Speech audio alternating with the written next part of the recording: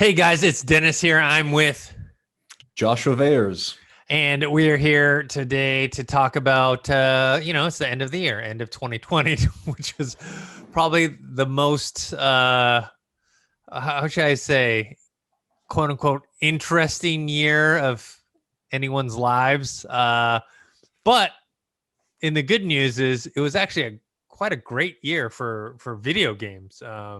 That it was. Despite all the craziness going on. So we're going to talk about, you know, both of us could not play like every single game in every single genre. So we're kind of going to talk about our favorite top games of the year. We're going to talk about our honorable mentions. I'll talk a little about VR. You'll talk about more of the ongoing games like Apex Legends, Fortnite, and Valorant and stuff like that. We'll talk about kind of the best stories, video game stories of the year, the best graphics, best gameplay, all that stuff. And remember, this is all purely subjective, right? This is my His opinion, personal Josh's opinion. opinion, Yeah. based on what we played. We didn't play everything, so don't go crazy over over what we chose. But yeah, I like I said, 2020 last year was a good year for video games, but it was a little. It's not an off year, but like a little more quiet year, right? My favorite game of last year was Control. I think both Outer Worlds and Jedi Fallen Order were in the mix for me. But like in if those games came out this year, I definitely feel like only Control would probably maybe make it into my top three. But anyways, what would you think of 2020 overall for video games? I mean, excellent year. Also, look, if it's a big year for gaming in general. We got the next gen consoles. It's Mm-hmm. so that's a lot of big things happened this year. Big things for VR as well. I'm Yeah, sure you can Quest get into 2 that too. launched. Quest 2 Yeah, launched. Half-Life Alex, big moves. Valve's back in the game. You know what I mean? A lot of big moves happened this year. Like despite non-gaming related stuff. It was a good year for gaming. I had a couple things that I was surprised by. A lot of indie games surprised me this year. Mhm, Carrion was in a fantastic indie game. Not a lot of people mhm. got to talk about that, where you kind of play this 2D game where you're like kind of like this disgusting virus creature, kind of just like sticking to all the walls as you like crawl through this platformer, killing people. Um, Hades, fantastic game from a smaller studio, which I love to It death. won And IGN's Game of the Year. I'm not gonna lie, there's one of the categories we're gonna talk about later on where it's Okay. definitely my category for game of the year because it's addictive. Very good roguelike. Yeah, I know a lot of pleasant surprises this year. A lot of remakes. Which is never a bad thing. It's not a bad thing or a good thing, but had a couple good remakes, had a couple bad remakes, Hmm. and yeah, no, overall, I'd say it was a great year for gaming. Are you asking me for my top three of the year right now? Not yet. I mean, we'll get into that. What we'll do is actually we'll start from three. I'll say my third. You'll say your third, and then we'll move down to two, two, one, one. Um, Okay. but yeah, I just this year I felt like was a pretty banner year. I mean, I would say the new console launches. I mean, look, I know the sales are like record breaking sales, but the record breaking sales always happen every generation, right? Every new generation is always the best selling console sales. But in terms of buzz and hype and like, I don't feel like I don't have a PS5. I know, and I don't have an Xbox Series X, and I know like yes, they're sold out, they're hard to get. But honestly, if someone told me right now, plunk down the $500 for the system, I'd be like, I'll hold off. I don't really Yeah. need Currently, to I get don't it know. right now. Yeah. I just don't have yeah. Next year is a different story, but as of right now, I just don't feel like the much motivation to be like, okay, I'm gonna get the consoles. Not that they're bad consoles, they're great consoles, but and we'll talk about this later. Just the games themselves, the exclusive stuff, just isn't there yet. Almost feel like they kind of launched like a year early. Um, but yeah, but overall the games though, I mean, we had so many AAA title games and games that have been in the works for a long time. You're talking about like Cyberpunk 2077, uh, Last of Us Part 2, a whole like bunch of games that were we knew were coming this year, and some that didn't perform as well as we expected, like Avengers, stuff like that. But those were very anticipated games, and they did come out this year. So let's start off with our top, best, favorite, whatever, how you want to say it, because people always get mad because you say best or top, and they don't agree. So I'll add favorite into there. Let's start off with number 3, your third favorite. My third favorite is game of the year. probably, yeah, it's probably tied between Ghost of Tsushima and Final Fantasy VII Remake for me. Okay, and you want to tell us why? Third, first of all, also I would like people to know that I didn't finish Final Fantasy VII Remake. I by choice. I don't want to finish that game because I know that there's 3 more parts I have to wait for. You know what I mean? There's that game is so big. When they announced it, I knew they were going to break it down into 4 parts. I mean, even the original game is huge. It's a big game. It's a big undertaking, and I didn't want to I just knew I was not going to be satisfied with the experience because when I played it as a kid and I finished disc 1 on the PlayStation, I didn't wait a year or 2 to put in disc 2. You know what I mean? So that's why it's number 3 for me. Ghost of Tsushima is honestly also just a fantastic game. We played the multiplayer, had great times with the multiplayer, the story. There's a lot. I'm probably going to bring it up a few more times later in this this video, but very happy with the way it looks, very happy with the art direction, and very happy with the story and the gameplay mechanics multiplayer. The only reason I don't have it higher up on the list is because I have spent a lot more time playing my top 2, in terms of hours. I put a lot more hours in. Okay. My third is actually Ghost of Tsushima as well. Snaps. I actually thought I thought Ghost of Tsushima was going to be higher for you. For me, I know some people were screaming because a lot of people said this is their favorite game of the year. And it was definitely, like I said, that's why I put in my top 3. It's one of those games where it's the top 3 that I have are very close, right? For different reasons. And so Ghost of Tsushima, and I'll say why, the game was like you said, the art direction is beautiful in it. I love the open world nature. I love, exploring the world and the island of Tsushima and kind of, they mixed in history with fiction as well. So it was cool. My favorite thing about the game actually is the combat and the skill progression and I think they did a nice balance of having you learn different skills while, fighting tougher and tougher enemies and progressing both your armor, your weapons, all that. So I love all that stuff, collecting different stuff that would visually look different, then also in combat perform differently. And so I loved all the different aspects of Ghost of Tsushima. I'd say the one complaint about it's not even a complaint because the story is good. The story is good. I just don't think it's that high, you know what I mean? Upper level story. It's a very good story. I enjoyed it. I liked the characters, but it wasn't I'd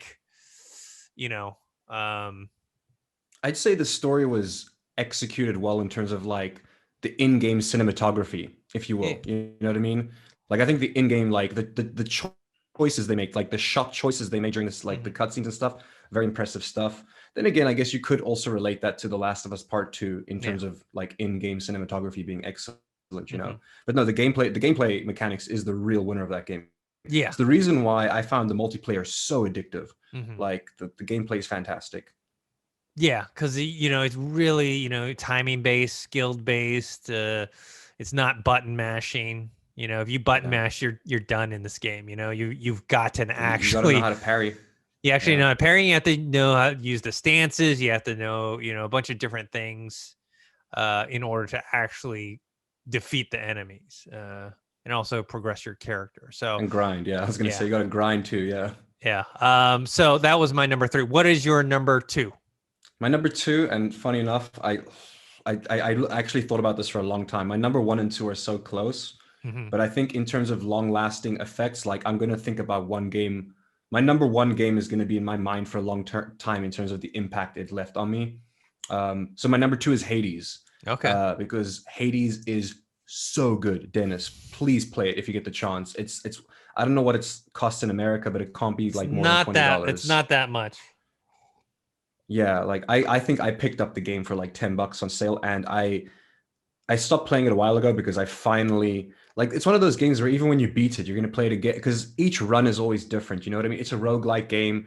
It's every run's gonna be different. There's always a bunch of different like things you can combine, different power-ups and stuff. So every playthrough is always different. But I got to the point where I had pretty much bought everything in game in terms of like even cosmetics, like making Hades Palace look a lot Mhm. nicer.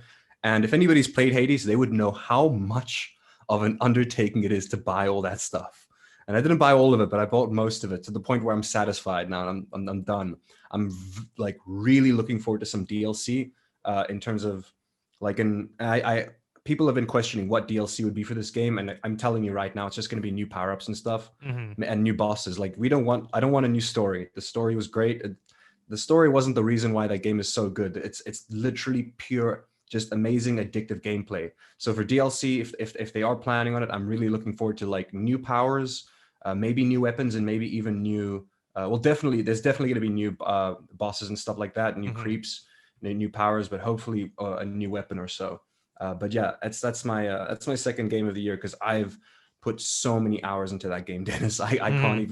I can't even fathom. And for the money that I paid for it, it's also one of my favorite studios. Like they worked on Bastion, Transistor. Um, uh, it's just good. You know, I wasn't much of a fan of their the previous two games that the studio did, but this one is a real winner, man. Real winner. Yeah, so I think it's on sale right now on Steam. There's a winter sale going on Steam, which by the way you can pick up Twin Peaks VR that we produced on there. It's on sale, Hell I think, yeah. right now. But anyways, Control Ultimate Edition is on sale for $20 instead of 40. Oh, nice. The Halo Master Chief Collection is also for $23.99 instead of $40. Doom is $19.79 instead of $60. Let me see how much Hades is. Um, Hades is currently on sale for $19.99. So originally it's $24.99. So Okay, that makes it's not a sense to me. huge Yeah. sale, but I mean it's not an expensive game anyways. So yeah, check out all those games on there. Actually, I have talk about Steam and whatnot a little bit It's later. yeah. You know Um, what's kind of sad here with my top three and your top three, and I have a feeling it's because neither of us really got the chance to sink our teeth into it, which is Doom Eternal. yeah, Um, I only got I to didn't really play a get few yeah. hours. That Enjoyed it. probably would have yeah, it definitely would have been in my top three if I owned it, which I most likely will once it's like on sale. Because I think last time when I checked the Steam sale, it wasn't really on sale. It's just the original Doom that's on sale. But Doom Eternal right now, 1979. I don't know how much it is in South Africa on well, your I'll have Steam. regional pricing, so it'll actually Yeah, possibly be cheaper then. I think I'll definitely look if into you, if that you can get it for because $10, I'd pick it up. I'm just taking a look real quick here on our list of things to talk about, and it's not there, but I'm gonna tell you right now because we're not talking about the best soundtrack of the year. Doom Mhm. Eternal, Okay. best soundtrack of the year by far. I Okay. like even though I didn't get to play the game much, it's my go-to like gaming. If I'm playing Valorant, if I'm doing any kind of competitive gameplay, I put on the Doom Eternal soundtrack, and Hmm. it gets me so pumped. I love the Doom Eternal soundtrack. It's so good. Yeah. Final Fantasy VII also had some fantastic music and like Hmm. sound design in it, which I think was worth bringing up as well. Hmm. So my second favorite top best game of the year is Last of Us Part Two. Mm. And this is a game that is controversial because of what happens in the game. A lot of people got upset. Certain characters didn't have the storylines that people expected. But for me, it and when I talk about Ghost of Tsushima, about the story being very good, but not being that upper level, to me, Last of Us Part Two or Part One with two together are on that upper level of story. Uh, and so for me, that kind of put it slightly above Ghost of Tsushima. Was the gameplay as deep? No, it wasn't. But the gameplay fit what the story was. I'd say my only complaint about Last of Us Part Two, and I said in the review, was the pacing was a little off in terms of um, going from one part in the story to the next. Like sit there for a cutscene, and the cutscene maybe like 2-3 minutes long. You know what I mean? And then you would get some intense battles, and then it was actually not paced as well as the first Last of Us Part 1, because I felt that was a good mix of story blended with the gameplay, with what was going on. I think Part 2 was leaned a little more towards the story, where they're like, okay, let's focus everything on what we need to tell in the story, and some of the pacing kind of suffered for that. But I thought it was a beautifully heart-wrenching story, story that I won't forget for a long time. And I know, like I said, people are upset about it, but I thought it was beautifully done, beautifully executed. All the voice actors, like Troy Baker, and why am I blanking on her name? Ashley, why am I blanking on her name? And then the girl who plays Abby as well. Hold on, I'm gonna. Yeah, the reason why for me I didn't mention The Last of Us Part 2 is because it's just, I don't know, like I think maybe very few people would agree with me here, but 2020 was just one of those years where I kind of avoided any like very serious or deep games.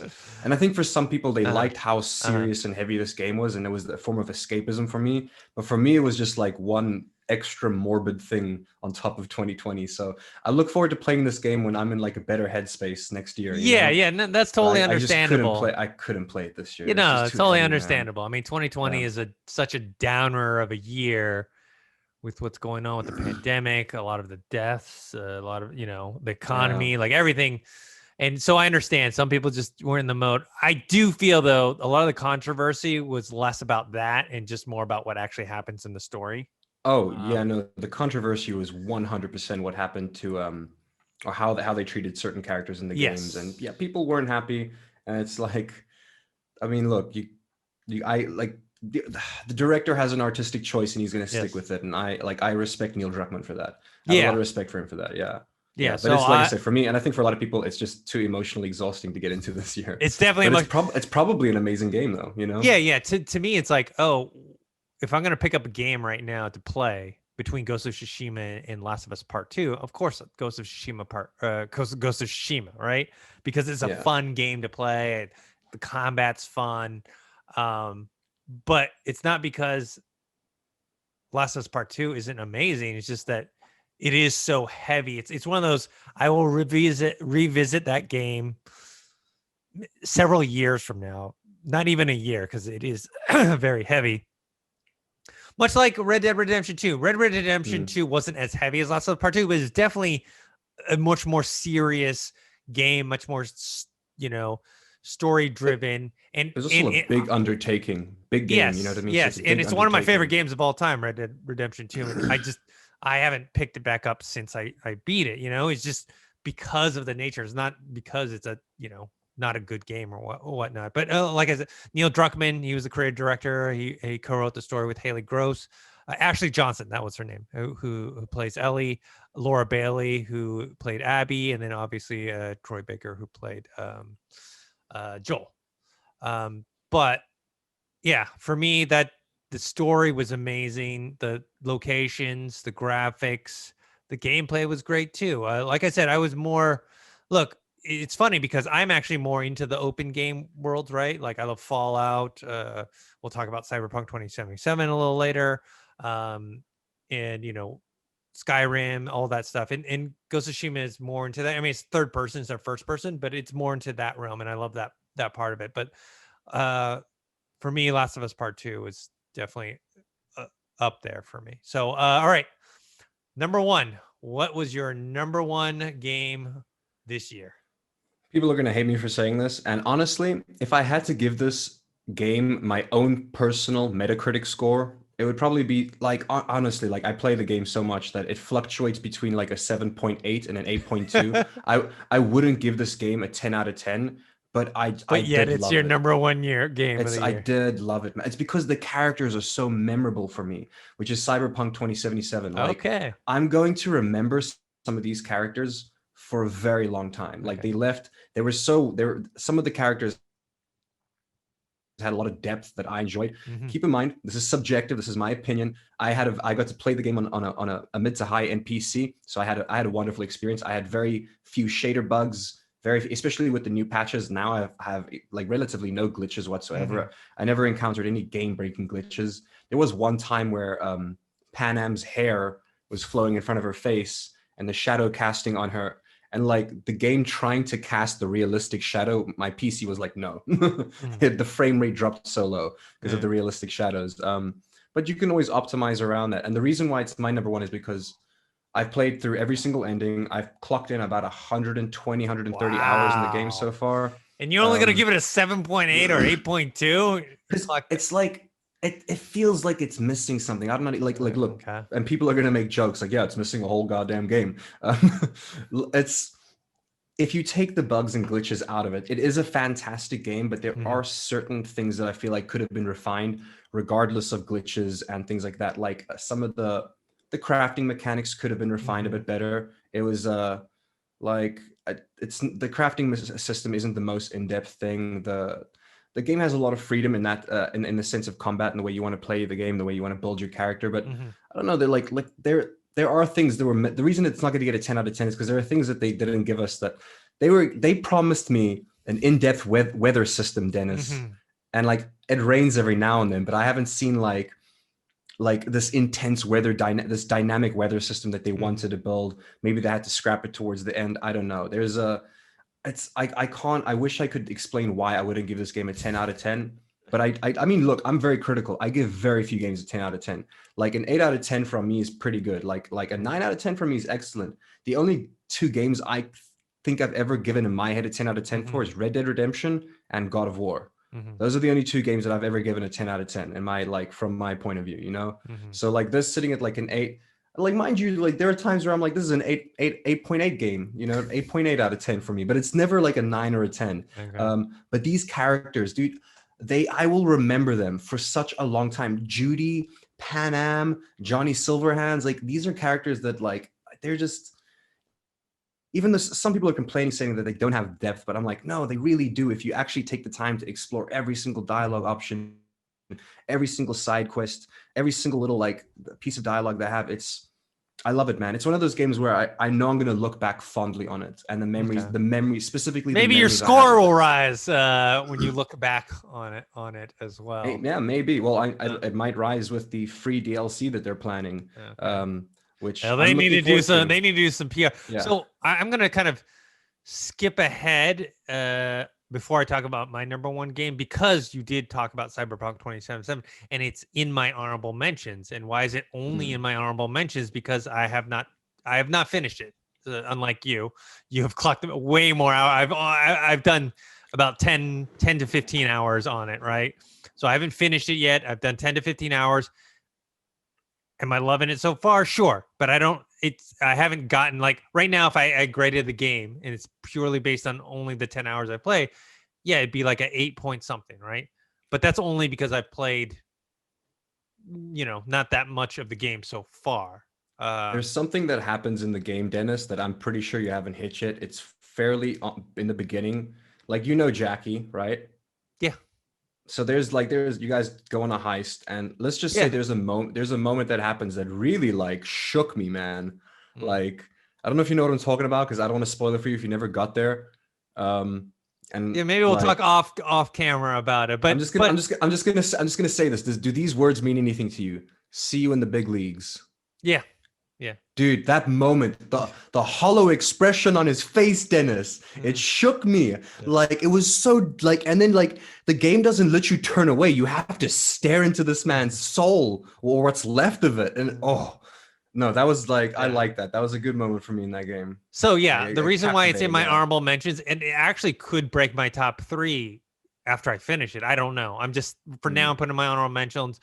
Look, like you talked about the different type of controversy than Last of Us Part Two, where Last of Us Part Two was people were upset about what happens in the story, what happens in the game. Where Cyberpunk 2077 was actually a bigger controversy because it's less about what happened. It's less about creative choices and more about business choices.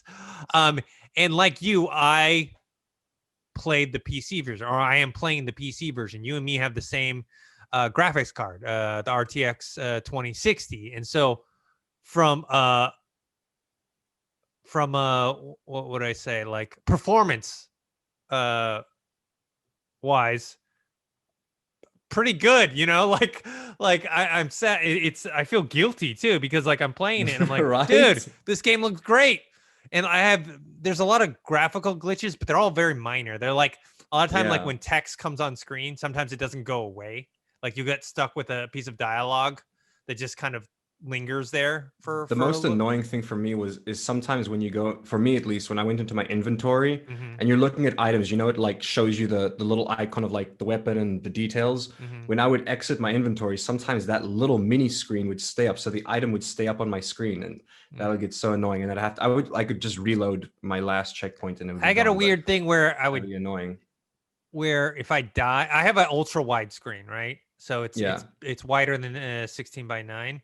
Oh And wow. so if I die and it reloads, it reloads into a 16 by 9. So I don't get my extra, and I gotta quit out the game and I gotta start the whole thing Dude, over. that sucks. Yeah. Yeah, While we're on the topic, yeah, because the very last thing we're going to talk about in this video is our disappointments. yeah. And it is worth mentioning that even though it's my number one game of the year, it is one of my biggest disappointments of the year, because I can't ignore the fact of how it runs on the PlayStation 4 and Xbox One. That's the thing is I It's something haven't you cannot experienced. ignore, I, you I know? I kind of can ignore it because I didn't have to play it. I mean, literally have. Let me bust this out here. This is I think you said you haven't even tried it yet, here right? we go. Can you see this here? There we go. It is not opened. There's a review copy of the Xbox One version. Now I have the Xbox, not Series X, but I have the One X. So this It does probably, okay on there. yeah, You're I'm gonna get sure. 30 FPS, Yeah, You're I'm gonna sure get 30 FPS. probably be fine. But I got the PC version, and that was something I wanted to talk about too. This is the year where I kind of started to play more PC stuff. I've never been a PC master race, person. But I've kind of seen the good qualities of playing on PC. I used to be a PC gaming person, but eventually I was like, oh, okay, with consoles getting as good as they are, and then It's also ease of access, yeah, Like he's sometimes and you also you don't want to sit at a desk like for hours, and Sometimes you don't also want to sit in a separate chair. and also separating out because I do video editing, I do motion Mm. graphics. I just kind of want to keep my computer on that, and so I kind of shied away from playing PC games. But this year I've kind of come back to playing.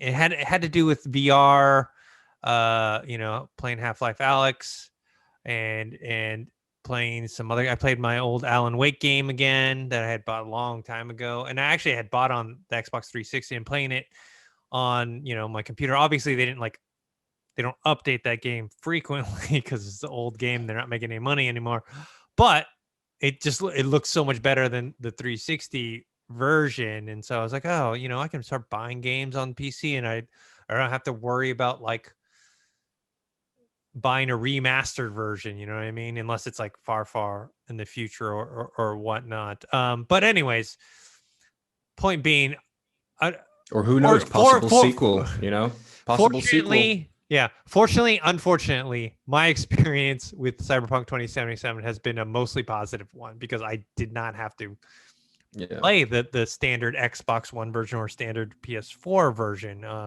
which looking at some videos and seeing how poorly it ran, it was like crazy. And so that was just one of those things where crazy, they're getting sued right now. Yeah. By And their own investors, yeah.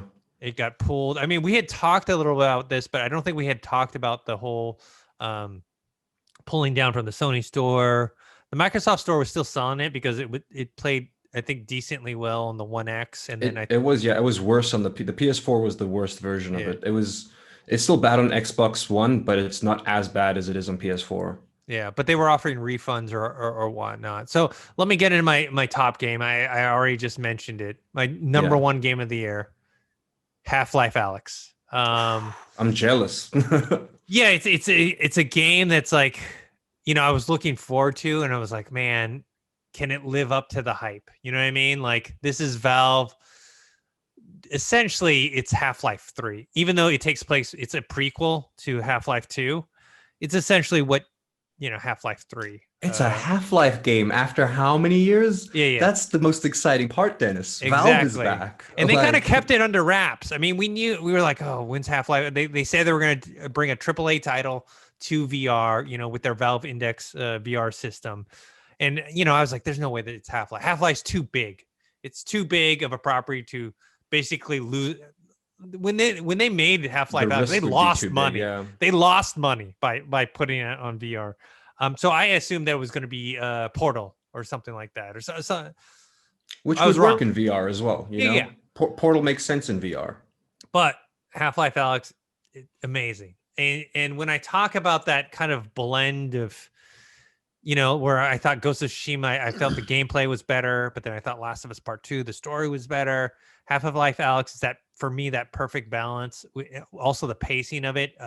Look, the story is not as deep or as complex as Last of Us Part 2, but it was executed very well for what it was, and it fits into what the gameplay is. And as far as the pacing is concerned, it's like every time in the game where I felt like I was almost getting tired of doing something, they would add an extra wrinkle to it. So I never got bored with the game. Every time I got to a certain part, it was like, oh, it's getting slightly repetitive. Oh no, here's a new wrinkle to either gameplay mechanic, whether it's like shooting. It's a game where it's hard to describe if you haven't played it, because in VR, if you look at this game like the trailers or gameplay footage or whatnot, you just don't understand. You don't understand it unless you play it, because when you get into combat, right, it's not like other games where there's like 10, 15 people coming at you and you're just like, killing, mowing down people. It's not like that. Literally, there can be 2 or 3 people, and it feels like this intense it's also scary, because it's like, it feels like there's someone over there, and you are like, I'm like ducking on the ground, like literally ducking on the ground, crouching, peering. It feels like real gunplay, and when you're fighting someone like that, like 1-on-1 or 1-on-2, 1-on-3, you realize, like, you watch movies, right? Like John Wick, and it's like, bam, bam, bam, he's killing, 10 people in a row. You realize through Half-Life Alyx that would never happen in a million years. Oh it's yeah, like, no, God, no. as soon as you have like 2 to 3 people on you, your disadvantage is so great, no matter how skillful you are. And with VR, you have to physically turn around. You have to, like you said, you have to physically move. So it's physically taxing. You physically have to aim. It's not, the gun is not down. You're not aiming just a reticule, right? You are physically aiming down the barrel of the gun. And you have to actually be accurate. And it's crazy. Just the feeling, even like the mini games. They have like mini games where like you have to like solve a little puzzle to proceed to open a door or open a machine or whatnot, and those are so fun to play, and they incorporate what VR is into it, right? Like, you can't do, I guess you could do them with a mouse and a keyboard or a controller, but it just doesn't make sense. There's like one where there's like a ball in it, and you have got to take this little like virtual key and match it with the virtual keyhole, but it's like you're using the physical space. It looks like an escape room puzzle, Yeah, like, I mean, that's what engaging. I mean. It is made for VR. It is not a game that is like shoved into VR-ness, It is made for VR from day one. And to me, that blend of the story, the action, the gameplay, everything all together, to me, it is my number one game of the year. It's to me, it's a masterpiece of a game. And it's not a super long. It's probably like, I think 13. I guess it depends on how good you are. Maybe like 12 to 15 hours or whatever. But to me, it was like It was just the right amount. I got everything I wanted from it. Left me wanting more, but in a good way. Not like, oh, this game's too short. It's I didn't feel ripped off. Most VR games are $30 or less. A lot of VR games you can buy for $10, $15. Some of the more expensive ones are like $30. This was $60. It was totally worth it. It was a AAA title that delivered on a AAA experience. And so that's my number one game. Wasn't even nominated for the Game Awards Best. They even Which made is crazy, man. Which they even did like a Half-Life G-Man animated thing at the Game Awards about. It's like, we didn't even get nominated, and he got pissed off. But anyways, that's my number one game of the year.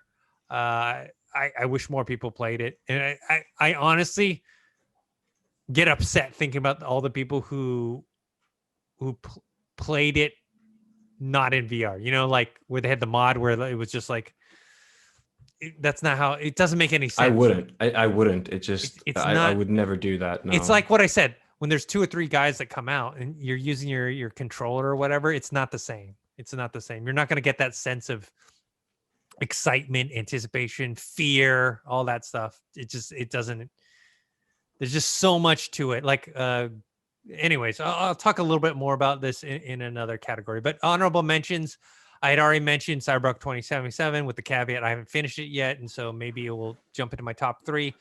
2 games that I played a lot that I had a lot of fun with: UFC 4 and I still want to get that. And Population 1. UFC 4 to me was a major upgrade. I had skipped UFC 2. I bought UFC 1. I played UFC 3, but UFC 4 was a big upgrade to the game. They simplified some of the wrestling / grappling stuff for me, which was good because I always sucked at those. And you can still use the advanced stuff, but for me, using the simplified version's better. The career mode was great, building your own. It was more detailed, a lot, like so many choices, like designing your character. They had so many different things you can do with your character, the tattoos, the size of the tattoos, the placement. Like there's just so much going on. They make it like an RPG. It's like an RPG version for a sports game, and then you can just play as your regular favorite fighters. People who follow me at all know that I love MMA. I watch UFC all the time, and so this was one of my favorite games. It probably it won't be making most people's favorite lists or honorable mentions, but for me it was. And Population 1 was another one, which is basically Fortnite, Apex Legends in VR, and it was a game that I was on my radar, but I wasn't expecting like to love it so much, and it didn't make me sick, which was like goal number 1, in those type of games. And it's a blast to play. I'll talk a little bit more about that later. What are your honorable mentions? Oh yeah, well, you asked for my top 3. So if you had asked for my top 5, that's why the first 2 games I'm going to mention. They're my honorable. I have a few honorable mentions, which I'm. Well, remember you put Final Fantasy VII Remake as a tied number 3, so technically you have 4 in your top 3. So okay, so you got top 6, right? That is true. Yeah. So I'm going to talk about these 2 games, but I have a bunch of honorable mentions, but we're not going to get into them. I'm just going to list them. Okay. But like for instance, my number 4. Oh wow, I just brain froze for a second. My number 4 would be the Tony Hawk's Pro Skater 1 and 2. Oh, okay. Because that was my childhood, and I played the crap out of that game. I unlocked Jack Black as a character. That is difficult. Okay, it is very difficult to unlock Jack Black as a character. You have to do so many challenges. So yeah, I unlocked him as a character. Got the alien as well. The alien's really easy to unlock. But yeah, love that game. Great soundtrack. Great gameplay, but once again, that's coined off of my nostalgia. And then, oh man, what was my number 5? It was, I'm blanking on it now.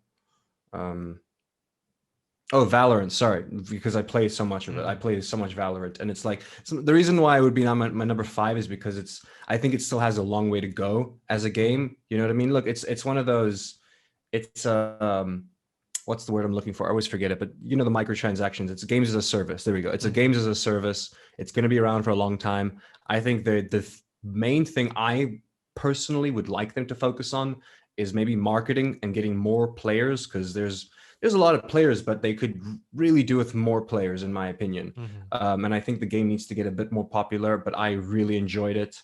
It's very competitive. I enjoy tactical shooters. I used to play a lot of Counter-Strike as a kid. So this is Counter-Strike, but with, but with like abilities, instead of like in Counter-Strike, every single person can smoke, every person can grenade because you buy your grenades, you buy your smokes. But in Valorant, it's like, no, only certain characters can smoke, only certain characters can flash, only certain characters can grenade. So it's like they just gave it a class system, if you will. I really enjoyed it for that. Other honorable mentions, I'm going to blast through these because I think they are worth mentioning for other people, is neither of us got to play this because we didn't have a Nintendo Switch, but Animal Crossing was wonders for everybody who got to play the game. Animal Crossing left a huge impact on people's lives this year, helped them with their anxiety and the stress of everything that was happening in the world. So definitely worth mentioning Animal Crossing. And then even though the game didn't actually come out in 2020, it blew up in 2020, which is Among Us, which is another like huge game that brought the whole world together, brought some of our favorite content creators together, a whole bunch of new YouTuber, like people like YouTubers who were famous but got even more famous before from it. That's worth bringing up, even though the game is not from 2020. It is an older game. At 2020, Among Us definitely defined 2020 in terms of pop culture. You know what I mean? Like it's like everyone. It's weird because like everyone plays Among Us, every single person now, you know what I mean? Like when I see my niece playing Among Us, I was like, oh hey, you're playing Among Us. I love that game. And I feel so old because she's like, you know what Among Us is? And I was like, there's like millions of people playing the game. Like it's not just children. But yeah, Among Us is an honorable mention that I wanted to bring up, and then I have a couple other here that are actually to write down so I don't forget it. I'm just going to mention them. I'm not going to talk about it. Which is, let's see here. I had it down here for a second. Among Us is on sale on Steam for $3.99. It was $4.99, so it's not like a significant. It's a super cheap game. Yeah. Honorable mention: Spiritfarer. I enjoyed that. It's my version of Animal Crossing because I don't have a thing. Switch. And you know what? Here's two that's definitely big honorable mentions, and that's just because I didn't get to play it. I don't have a PS5. I wish I got to play Miles Morales. I know for a fact that Miles Morales would have been in my top 3 if I had gotten the chance to play it, purely based off of how fun it looks.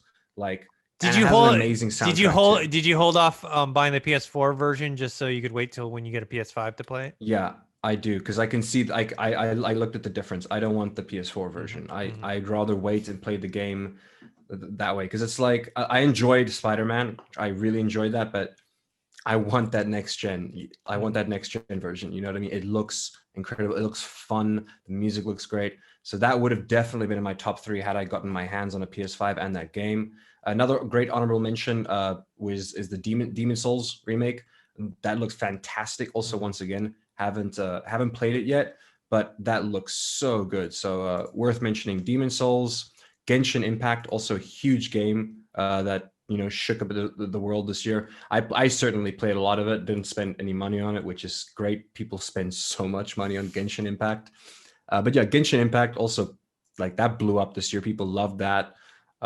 Fall Guys, honorable mention. I think it's already died, which is, it's a bit harsh, but I kind of think Fall Guys has already died. Yeah, I mean, Phasmophobia, Fall Guys were kind of like these small viral hits for a while, that trending hits for a while, but then Among Us was the one that really had staying power. You know what I mean? That people really stole the thunder from Fall Guys, if you will. Yeah. I think that's what really happened there. It's unfortunate, and they didn't really get to make any big moves. Like later on, we're gonna talk about like ongoing games, and one of the games I mentioned I actually really don't play anymore, but they made big moves this year to keep people entertained. And like sometimes with games as a service, you got to do that. With a game like Fall Guys, if you, like, I mean, they got Sonic into the game, but they didn't market it that well. Like I remember playing the game and I was like, oh hey, look, Sonic is a part of this battle pass, or like he's in the store, you can buy him, but they didn't really market it.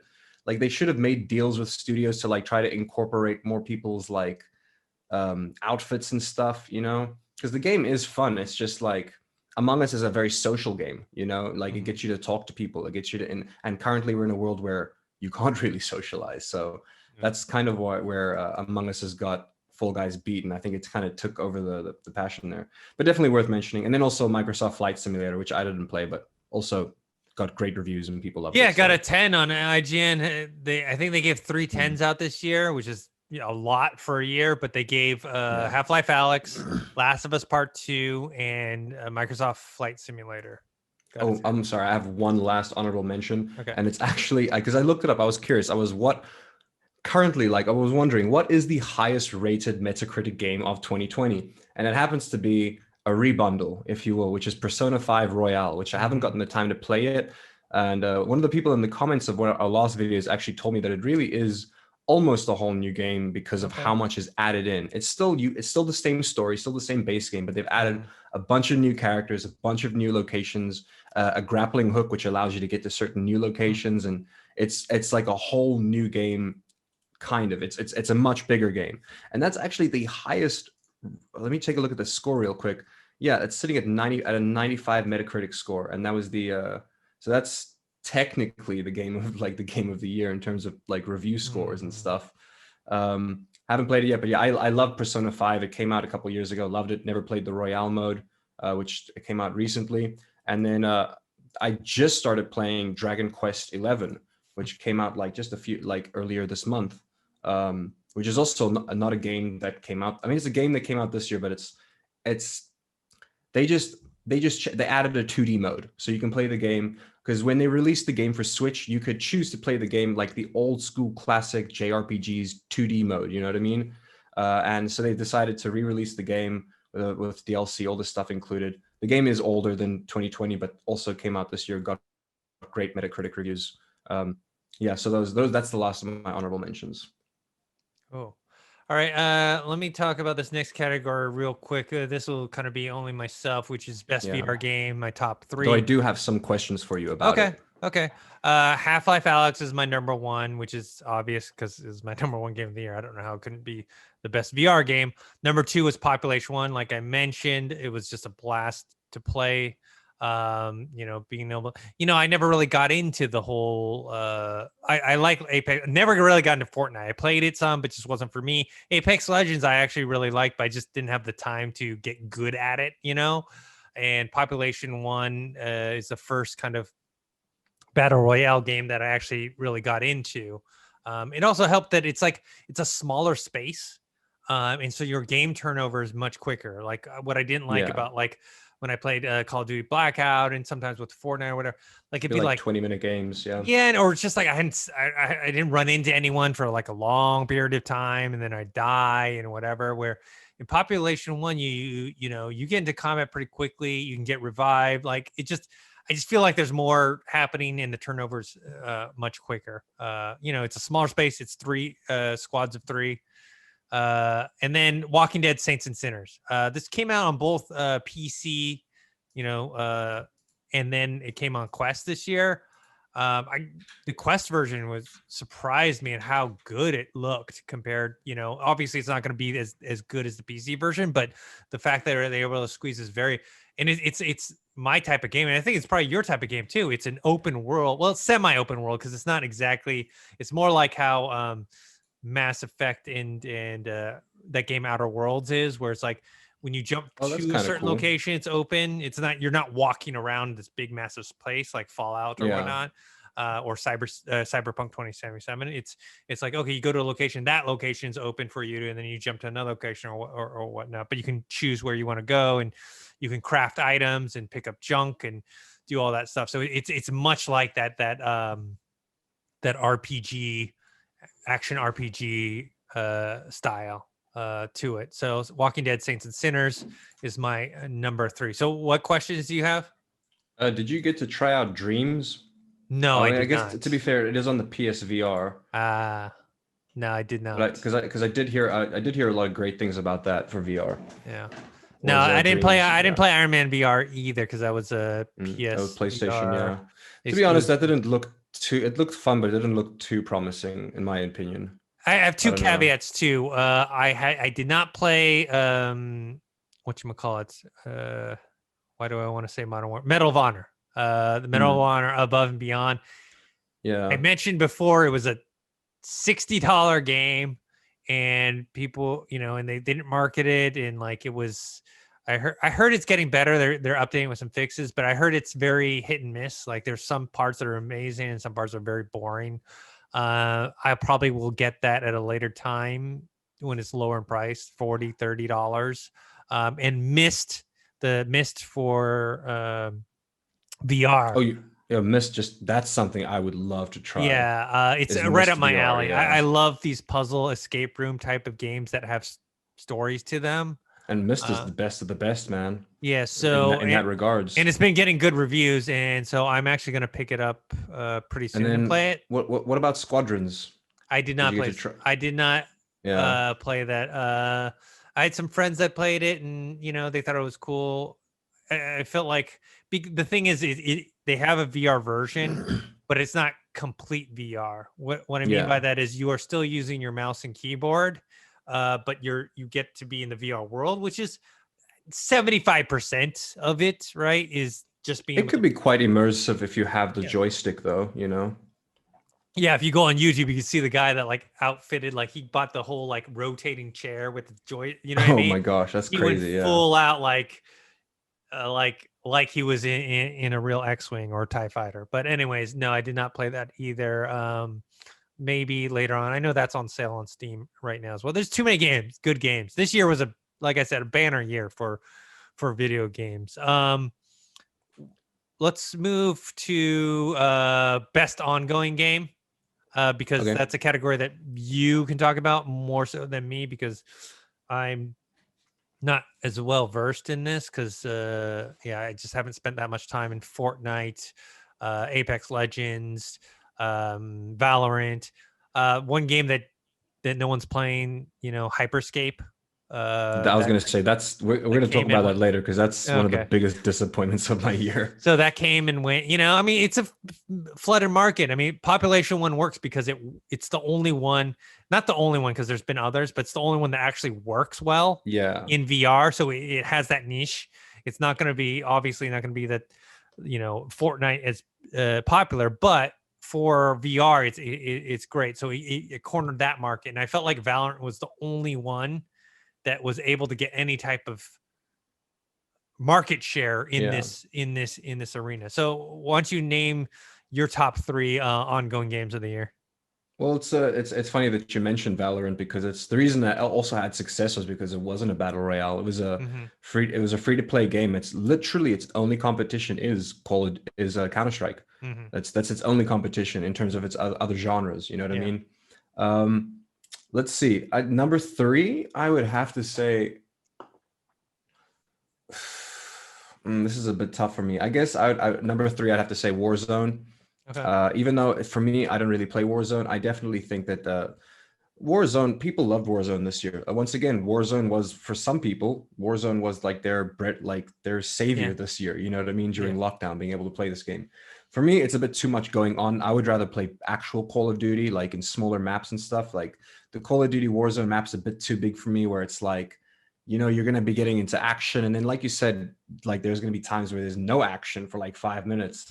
And then it's difficult to keep you at this like elevated state of like, I'm gonna go shoot people. Because then it's like you don't see anybody for 5 minutes. And then when you bump into someone, it's like, oh no, now I have to be competitive or like combative, and I'm not in that mood, it's weird. But yeah, so I would put this, keep in mind, this is subjective as well. This is in my opinion. I put that as Mm-hmm. number three. Number two, I would put Apex Legends because it's not like they really made big moves this year. It's not like they made big changes this year. The battle passes weren't super exciting. They were consistent. They were consistent, and I think that's why they got my number two spot. Is that Apex was consistent this year, and I started playing Apex more because of Warzone. Like I've Mm. played Warzone because I'm look I do enjoy Fortnite, but what Fortnite is now, I hate. I hate what Fortnite has become, but Fortnite's going to be my number one, and I'll explain it in a minute. Okay, Um, that's yeah, interesting. You hate what it it's is become, but it's your number one. because it's you cannot deny the amount of like big moves they made this year with Disney. You know what I mean? Mm-hmm. And like the fact that they were able to get the Mandalorian in the game, the fact that they were able to get pretty much the whole a lot of Marvel characters. Like just they made. I'll get into that in a second, but yeah, love Apex. So I love Apex. I'm actually playing a lot of Apex now because it's my go-to like fix for battle royale. It is my preferred battle royale currently is Apex, even though it's my number two. My number one is Fortnite. I don't play it that much anymore, and it's like I play it every now and then because it's one of the only ways I can bond with my nephew. So I'll play it with my nephew.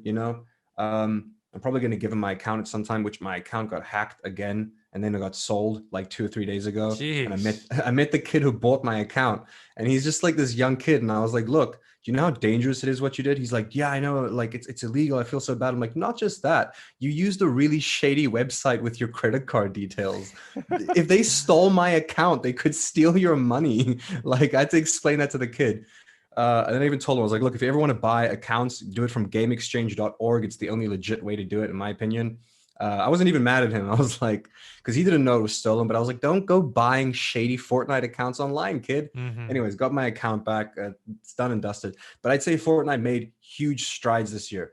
A lot of people don't like the games because it's like it's not for them, and it really has become more of a kids game this year, in my opinion. Mm-hmm. Like people before the time, they were always like, "Oh, Fortnite's such a kids game," but then they never really play it. They never got into the competitive mode of it.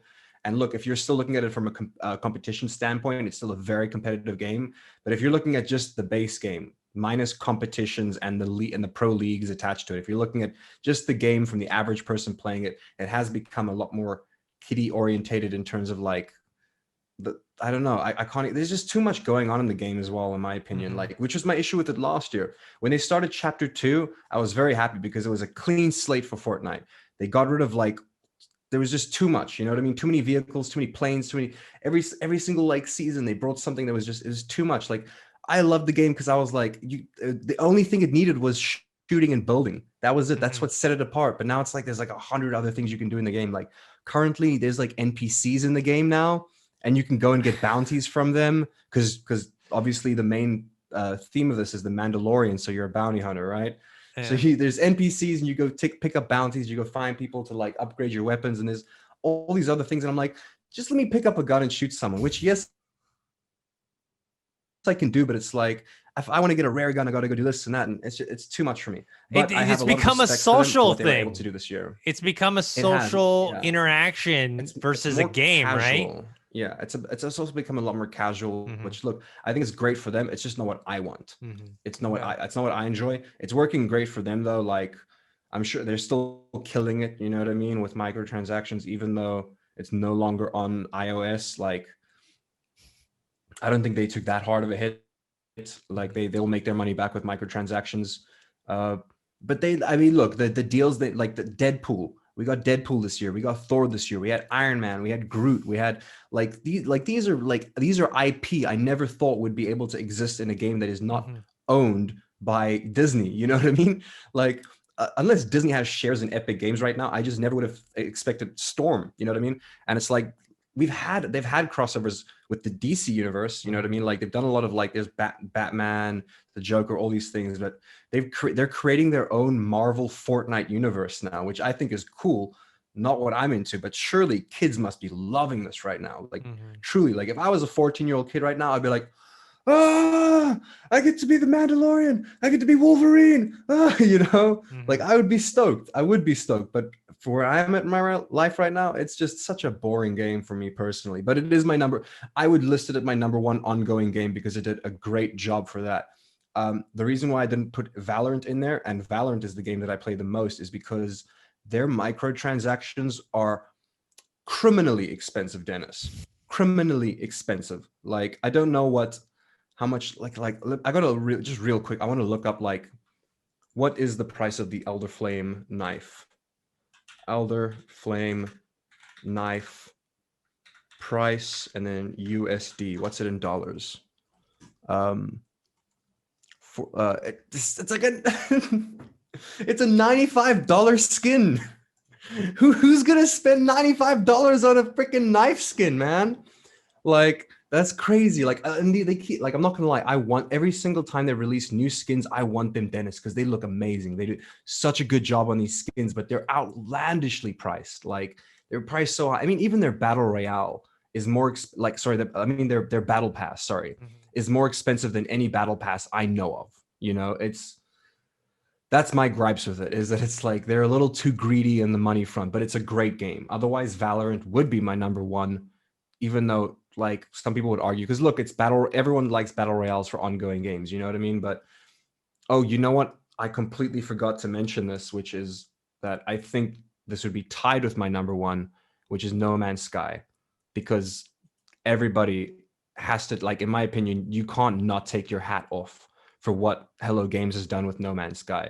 Considering, I don't know if you were one of those people, Dennis, but I stood outside a GameStop waiting No, for that, I w- like for that would- no, I I was not. sat my ass outside a GameStop and I waited for them to do the freaking like 9 p.m. launch, and I'm there talking to these strangers. We're excited. We're like, what's it gonna be like finding a black hole? Whoa, imagine finding a planet like this, a planet like that. And we're so excited. And then I get home, Dennis, and 20 minutes into that game, I knew what the fuck I was playing. And I was like, what the fuck is this? I was lied to.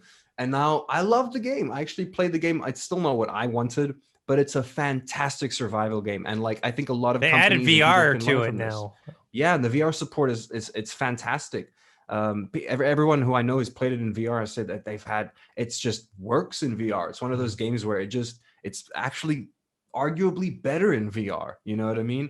But yeah, that like No Man's Sky made huge, especially like now with their next gen like update. You know what I mean? Like the game looks amazing now. Like they made huge strides. So I'd say it's an ongoing game. It's not an ongoing game. It's not a games as a service game. There's no microtransactions, but it's a good ongoing game that they've managed to do a good job with, you know.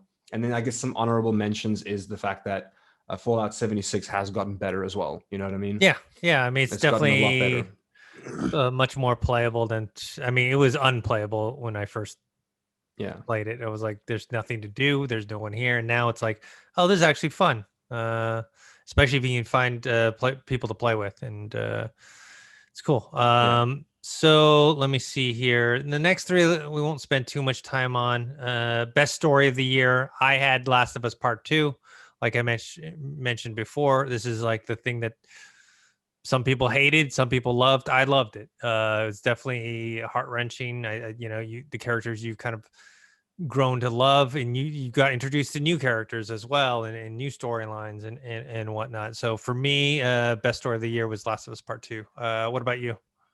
That was actually a really difficult one for me because I'll be completely honest, there was a lot of games this year that I did love, but none of them really blew me away story-wise compared to last year. You know, like I don't know, like What about you would Cyberpunk think 2077? How does that I was gonna say rank for story? you would think that, like, I'm going to say that that's personally my story of the year, Uh-huh. but looking back at it, why I would give it an 8 out of 10 is because I don't think the story could have been better. Okay. The reason why I love the game is because the characters, you know what I mean? The Yeah. moments I have, the dialogue is amazing. The characters are amazing. There are moments in the game that are amazing, but the overall story, it's cool. You know, like it's all like it's I don't feel like it's not like, in no ways is it bad. It's a good story. I just feel like they could have gone a bit more deep into it. And then it's also like, look, it's not that long. If you're looking at the main story itself, I played it multiple because I wanted all the multiple endings, obviously, and I wanted to try out different builds and all that. That's why I've got like 120 hours in the game, because I tried so many different builds and did every single possible ending, got every single exotic weapon in the game, every single legendary weapon in the game. It doesn't matter. I'm still telling you, you got to go find the talking gun because it's crazy. Okay? Go find the talking gun. But yeah, I'd say that would be my story of the year, with this very like I did once again. I did like you know what? It's difficult. I don't know if I enjoyed Ghost of Tsushima's story more than Cyberpunk or not. I definitely enjoyed the characters more, and I'm gonna have more memories of Cyberpunk. But in terms of a story, you know what, Dennis, I don't have an answer to this question. Okay. Let's just leave it at that. Okay. I had a lot of great You games mentioned this a year, couple that you enjoyed, so but nothing blew me away story-wise this year. You know, best. I didn't play The Last of Us Part 2. That probably would have, because that Yeah. looks like it's an amazing. Whether you agree with how it ended or not, it looks like it's a good story. You know. Yeah. Best graphics of the year. What do you got? Ooh, for me, it was it's definitely not Cyberpunk, because I look like the game does look great on my computer, but I've had some shader bugs. You know what I mean? And I never had any shader bugs in Ghost of Tsushima. So for me personally, it's Ghost of Tsushima, because that game just then it's like this hyper surrealism, you know. Mm. The game doesn't look real, like it looks Yeah, I mean extra the beautiful, you colors know. are super saturated. Yeah, it's like extra beautiful. They Yeah, live in like a world that doesn't exist. So yeah, for me, that's yeah, best graphics of the year for me is Ghost of Tsushima, only because I haven't played it yet. I would say the Demon Souls remake. uh, The graphics in that look sick, like yeah. ridiculously amazing. Um, Um, not having one of the new consoles like PS5 or Xbox Series X, so I can't compare to that. Yeah, Cyberpunk 2077 looks pretty good, but yeah, there are some bugs to it, and maybe if I had like a 3080 or something like that, right? I'd be Yeah. like, "It's the most amazing game." It was close between Ghost of Tsushima and Last of Us Part 2, and I'm actually gonna go with Last of Us Part 2. So Ghost of Tsushima has like beautiful art direction, like you mentioned, kind of with the kind of surrealist, hyper realistic look to it, and it looks great. But I'm talking about the actual like graphics themselves, the detail though on and the animation that happens in Last of Us Part Two. It's just amazing. It's definitely a more subtle thing, but when you look at it compared to the other games, which is why it's funny, like seeing something like I haven't seen it other than video on YouTube or whatever, but like Cyberpunk 2077 on there. I have a base model PS4. I don't have the PS4 Pro. I have a base model. I mean, it's the newer one, but it's not even the thin one. It's just it's not a first generation, like launch Yeah. version, but it's still, PS4, regular PS4, and graphics on there look amazing. It's crazy comparing them to like graphics of launch titles of I this mean, The of Last this of Us year. Part Two definitely has much better like character models, if you will, like faces. Yes, Like yes. let's like if in terms of just graphics, I do have to agree with you on that. Like that if you just look at their faces, I mean, look behind us. Yeah. Look at our background. Like it's no, it is one of those that graphically speaking, yes, that is amazing. And mind you, if both of us had a 3080 or 3090, it probably would be Cyberpunk, because that Mhm. game does look amazing if you have, the $4,000 PC to run it, you know. Yeah, yeah. But, for me, Last of Us Part 2, best gameplay of the year. Now, this Oh, one is Hades, easy, boom, okay done. for you. Okay. For me, it's Hades, hands down, Okay. Hades. Yeah. For me, it's I think a tie between Ghost of Tsushima and Half-Life Alex. Just like the gameplay mechanics. Half-Life Alex, it's like it's executed so flawlessly in VR. It takes all the things that because you don't have like multiple buttons, right? Like you have some buttons on your controller or whatever, but you don't have what you have on let's say an Xbox or a mouse or keyboard type setup. So they've custom made certain things that help move. Like you don't know how satisfying it is, like with a shotgun to load it and like cock it and you flip it Oh, and like pull I back could imagine. like Yeah. that's what I'm saying. Oh, grenades. Do you get to the do you get to the Well, it's a futuristic shotgun, so it doesn't do okay, exactly so you do that, this, but okay. you do some pulls or whatever. But the grenades, I do not like using grenades in regular games. I hate, Mm. and I think I mentioned this in I usually in a forget that review. they're even in the game, you know. In most games, yeah, I stockpile grenades, and like Cyberpunk, I have grenades. I don't use them. I just don't use grenades Same. unless I have to, right?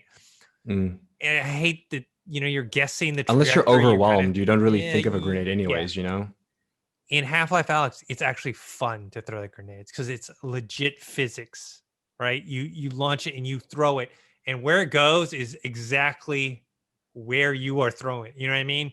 Your strength, your velocity, your angle, your release. It feels like you're actually throwing something. So when you when you throw it and you get it to where it goes, you're like, yeah, you get the satisfaction. And when you miss, you don't blame it on the controls. You're like, that was me. I messed up. I didn't do it quite right. So Yeah. Ghost of Tsushima, for me, I also think of that for gameplay. I mean, for me, Ghost of Tsushima would, if it was gameplay mechanics, that it would be Ghost of Tsushima. But if we're mhm, talking overall gameplay, mhm, definitely for me, it's Hades by far, by a landslide. yeah. Um, best gaming moment slash experience of the year. What was like? a gaming experience that you had this year that like kind of blew you away or was Hmm. most memorable?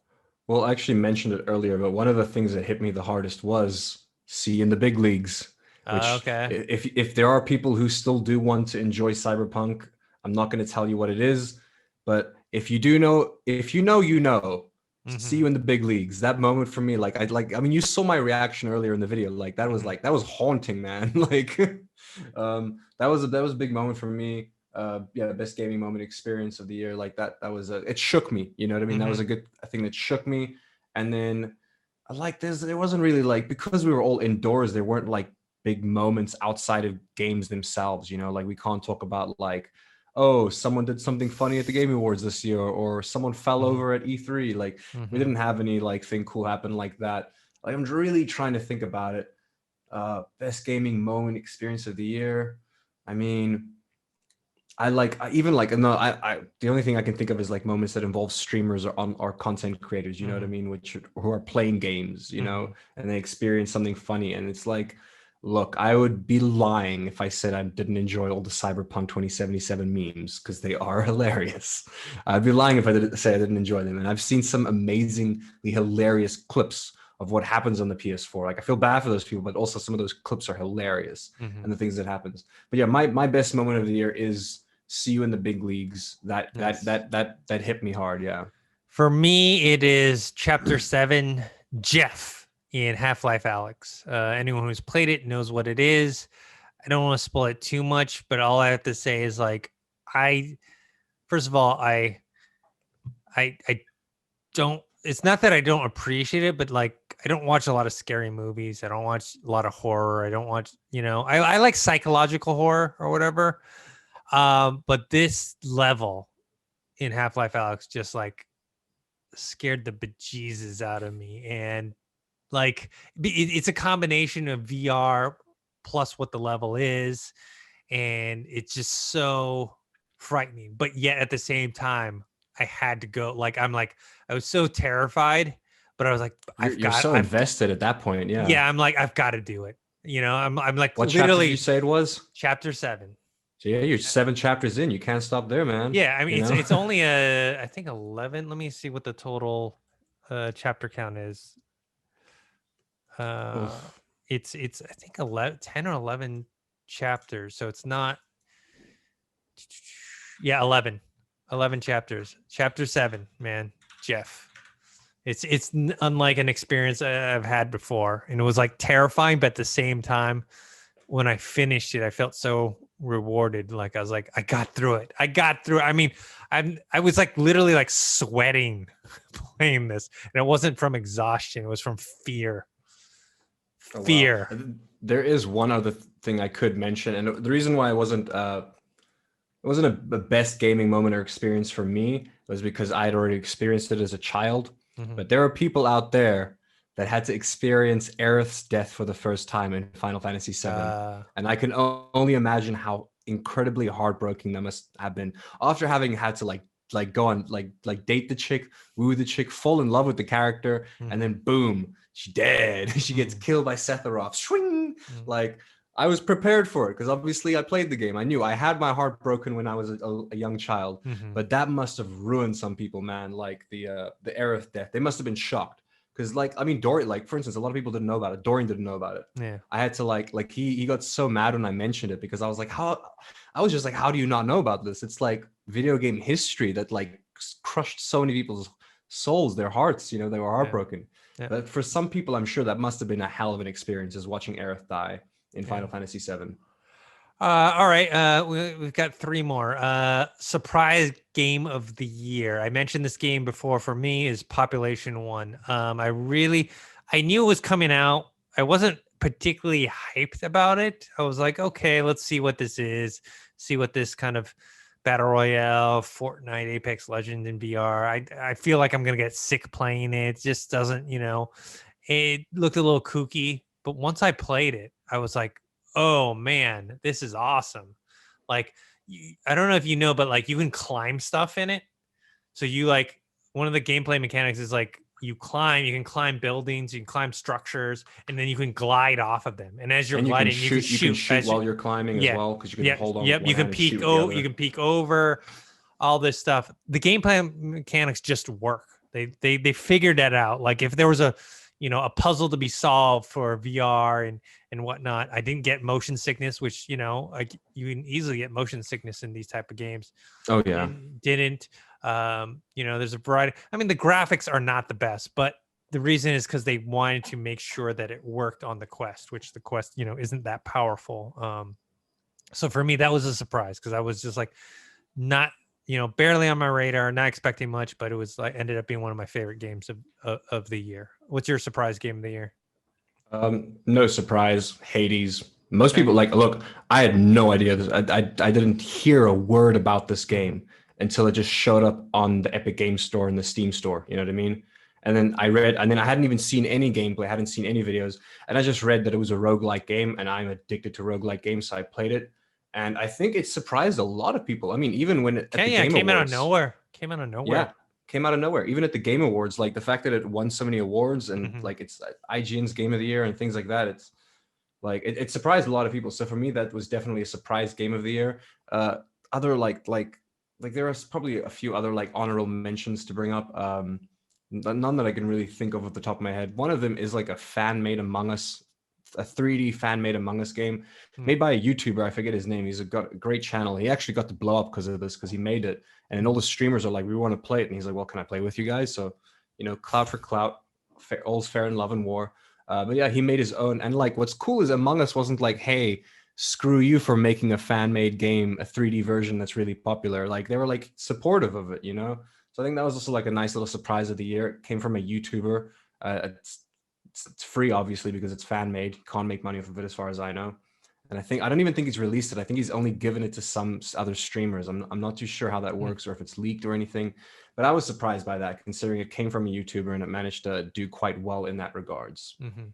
All right, let's move on to kind of biggest disappointment of the year. And it could be a game or a news or announcement. I know you have a few. I would say, like I said, like I can't really put Cyberpunk 2077 on that list because I did not personally experience. Do you know what I mean? Like I didn't get that experience of like super buggy, super low performance. Like I have a pretty positive experience from Cyberpunk 2077, so I can't put that on my list. What I will put is my biggest disappointment was the whole no real exclusive games for Xbox Series X. Like I know the PS5 ones are like, what I mean is like exclusive to their platform, right? There wasn't anything new. Like the Halo Infinite was delayed.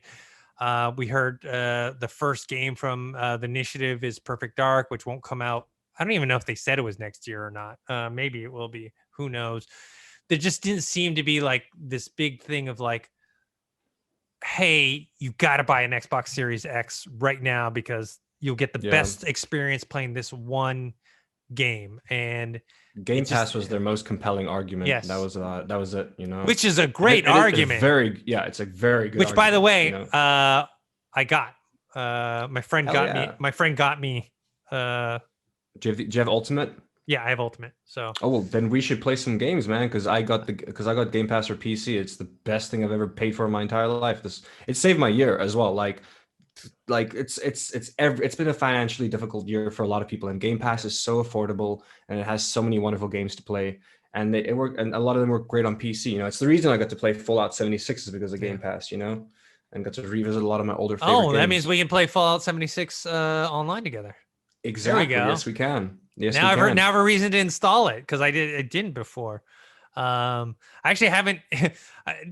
I know so little about the Game Pass on the PC because I have it on my Xbox, where it's like, okay, they have just a separate area. You download all the games or whatnot. How do I have to download a Steam like app? Is that? Yeah, there's Xbox for X. It's just Game Pass for PC. Okay. I think you get it through. You can get it through the Microsoft Store or just from the Xbox website itself. And then if you have their the premium membership, then obviously you already have Game Pass for PC. So you just log in, boom, it's there. It'll link to your Xbox account, so your Xbox username will be there. But more than that, Do you have Xbox Premium, the Game Pass Premium, or the Game Pass Pro? Sorry, do you have Game Pass Pro? What's the difference in Game Pass Pro and Ultimate? Sorry, Ultimate. That's what I Yeah. was meaning to say. Okay. Sorry, I was like, do you have Ultimate? yes, I have Ultimate gives you the Okay, so PC plus the console. So I have both not only now. that, Dennis, but And I have you EA Play as well. EA Play as well. that too, but not only that, Dennis, but right after this video, you know what you can do is you can try out xCloud Gaming. Ah, there we go. It's not available in my country because I literally upgraded to Ultimate just to try it out There's because I too was many playing good this things, game. man. I was playing this game on Xbox Game Pass for PC, Slay the Spire, which is also a fantastic roguelike game, but more card-based than combat-based. And I was like, oh, I'd love to play. I wish I could play this on my phone. And then I looked it up, and apparently they released the game on Apple, but not Android. And I was like, of course, I don't have an iPhone, you know? So then I was like, how can I play it otherwise? And they were like, oh, xCloud, boom. But it's not available in my country, and I'm so sad. Surely it's available in yours because I think it was earlier this month that they released it. So, and it should just be, so if you download the Xbox Game Pass, so no, you either download the Game Pass app or the main Xbox app on your phone, log in, and yeah, try it out. Let me know what you think. Let me know what you think of it. Yeah, I have it for a year or two. I can't remember. I can't remember the length. Either my friend got it for me, so it's either a year or 2 years, and so I'm part of the Game Pass. Also, yeah, try Sea of Thieves. I think you'll enjoy it. Dorian wouldn't play it no matter how much I asked him to, but it's a fun game. It's just a pirate game. You get to be a pirate with your friends. It's fun. It's good, silly fun, you know? Don't get drunk in the game. I almost threw up. The motion, like getting, first of all, because there's like this motion sickness kind of effect when you're drunk. And then when you're on the ocean itself, it's like, whoa, dude. Almost threw up. A lot of great games in there, though. But now that I need to get like a bigger hard drive for my computer. Yeah, same. I need to get some more SSDs. Yeah. But anyways, so that was my biggest disappointment. But I feel like Xbox Series X in about a year to a year and a half time will be the best deal, best value for money that you can get. Is an Xbox Series X and like either Game Pass regular, Game Pass Ultimate, and then you're set. You know what I mean? Because you're getting those first party games like Halo Infinite got delayed to fall. Well, guess what? I don't have to buy it, right? Like when it comes out, I can play it on the PC or I can play on my Xbox. Hopefully I'll have Xbox Series X by that time. I'll be able to play it. So my biggest disappointment this year will probably be maybe my most celebrated thing next year. But as of right now, I am disappointed in kind of the game library for the Xbox Series X, even though I don't even have one. I'm just saying the idea that like there just isn't that thing that's going to motivate me to buy one right now. So I think they added Doom Eternal recently as well, if I recall. Yeah, I have it installed. I haven't actually gotten too deep into the game yet. I remember playing the beginning of it, which so sad. I only did that recently. Otherwise, like I said, had I tried it out sooner, it could have been in my top 3. But I am digging Doom Eternal. Like they added that to the Game Pass. Any other disappointments?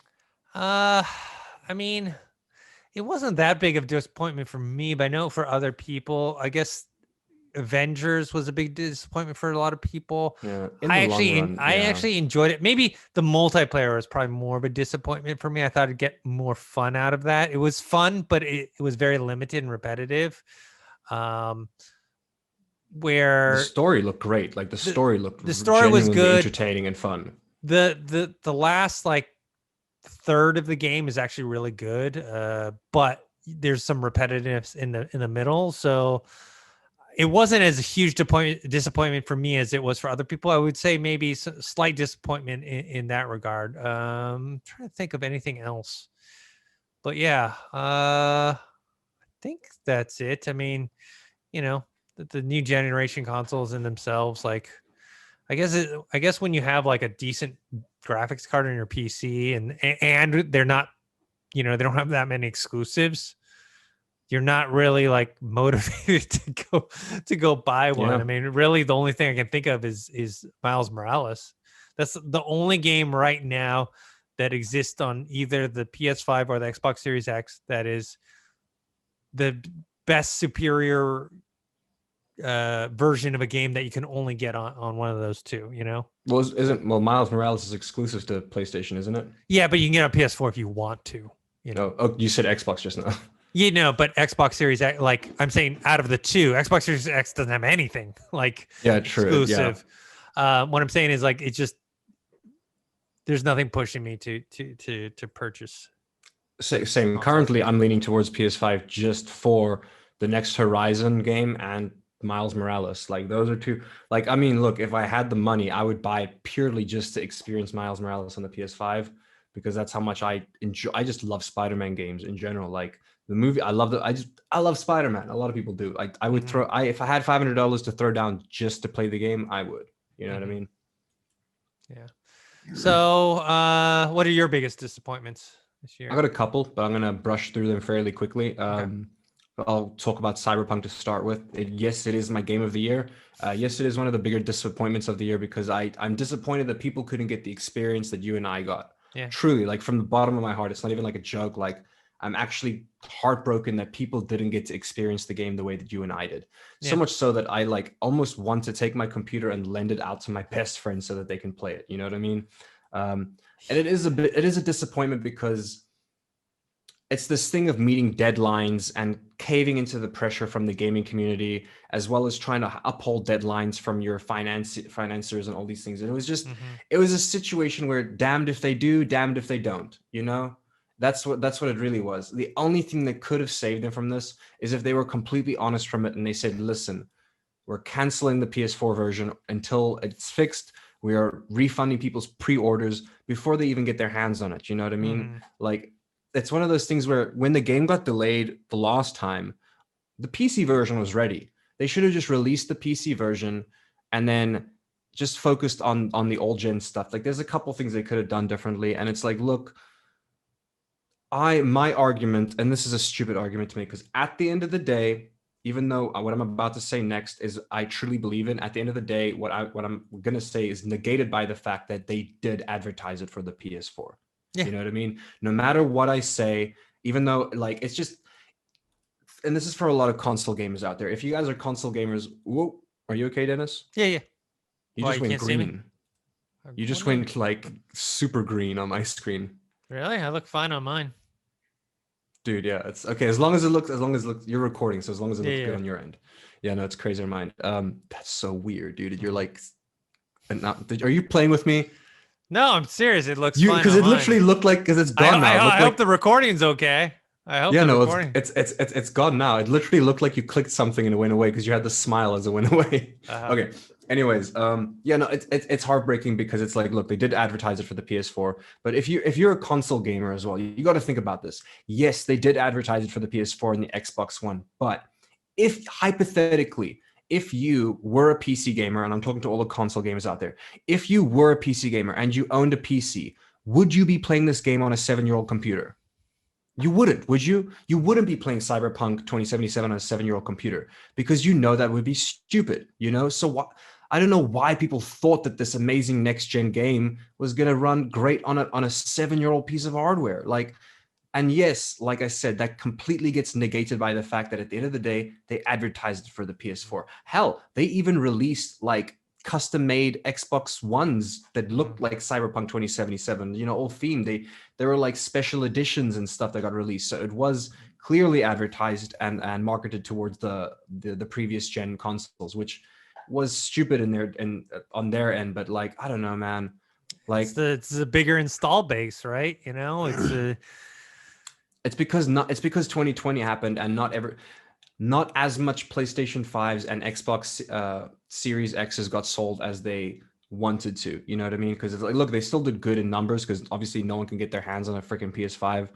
But with COVID in mind, they didn't expect so many people to still be stuck on the previous generation. They knew that there would be, but not. Well, they figured there'd be a lot of people on the One X and the PS4 Pro, which I have the One X. I do not have the PS4 Pro. There are a fair amount. Like my friend has the PS4 Pro as well, and he hasn't played it yet on there. He's still avoiding it for some reason. But it's and another reason why it's a disappointment to me is because it's like, look, yeah, you can't like. It's a broken game. It literally, there are times where I have friends who have played the game where it just crashes. They're like the blue screen, the PlayStation blue screen shows up and it's like, you have encountered an error. and it just shuts down, you know. I And feel then I even bad. had I've never had I a feel crash. bad, man. I've never had a crash on. I've even had Uh, friends play it on PC and have crashes really, on I PC. have I've had not. people have crashes on I've had PC, glitches.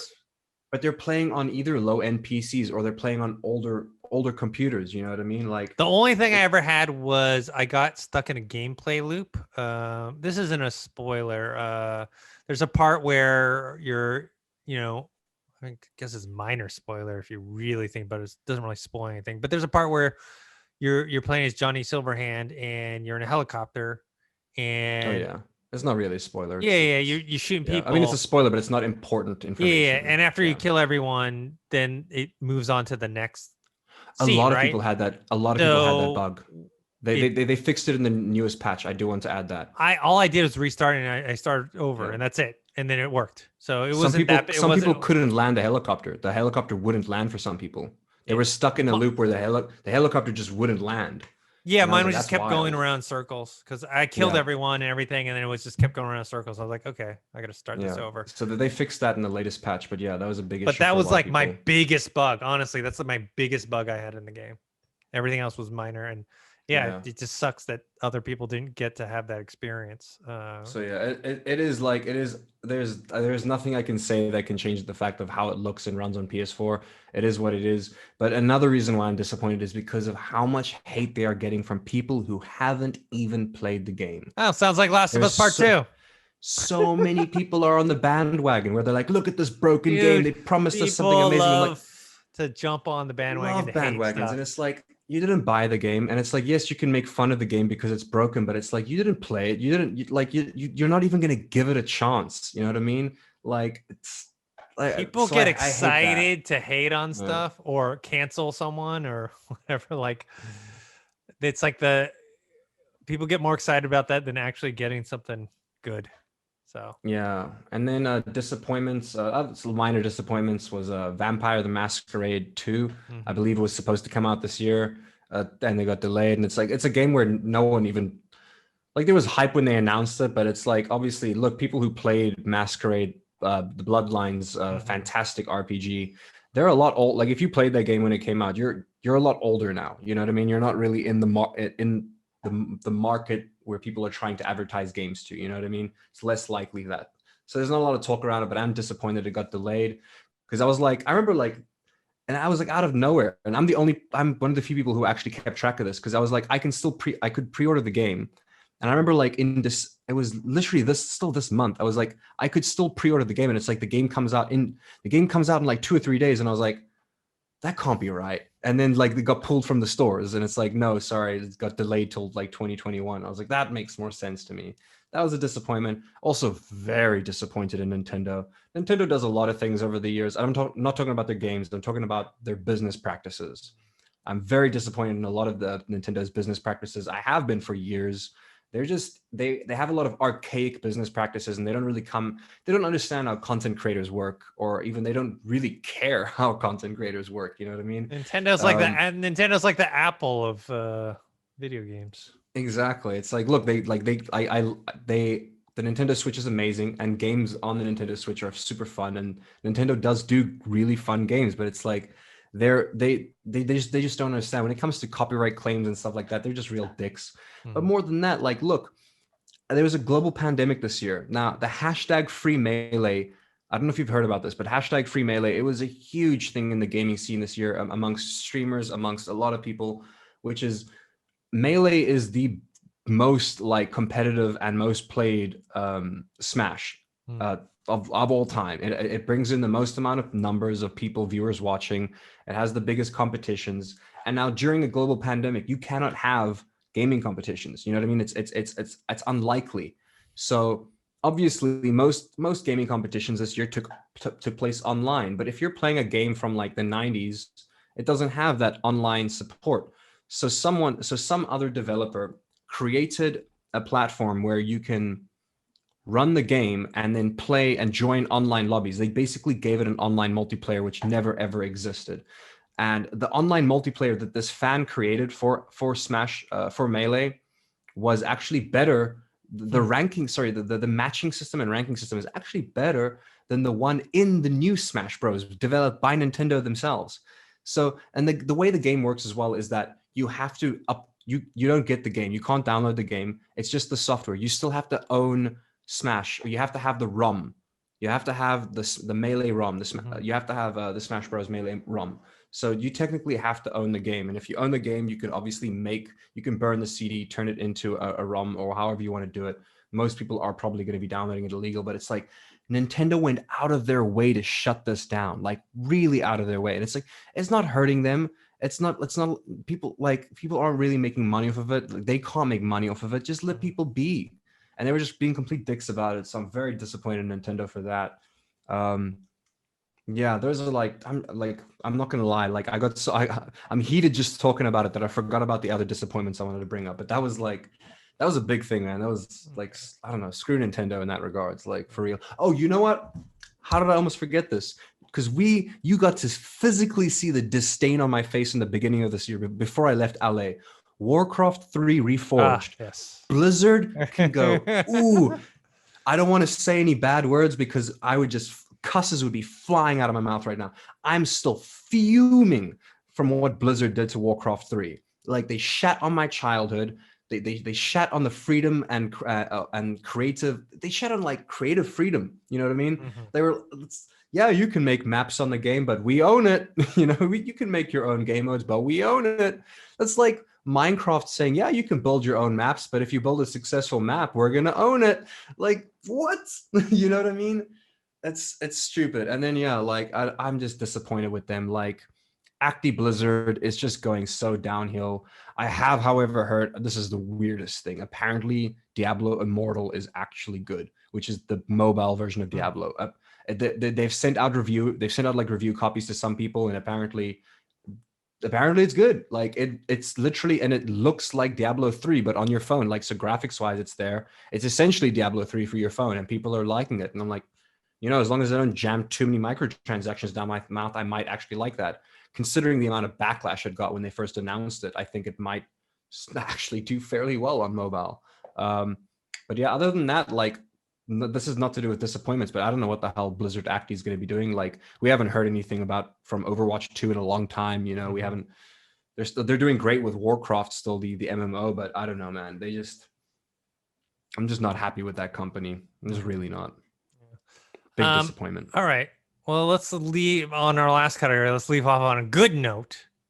The best video game news / story of the year. For me, it's weird to say this because it actually doesn't really affect anything in terms of gameplay or whatever, because I'd still be playing these games no matter what.